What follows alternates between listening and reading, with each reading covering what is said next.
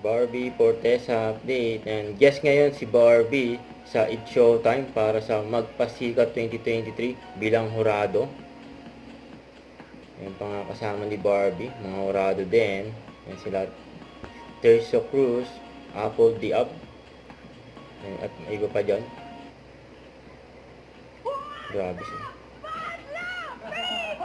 Yan grabe si Barbie Tuwan-tuwa si Vice kay Barbie. And then rumampa rin si Barbie diyan sa hallway ng Showtime.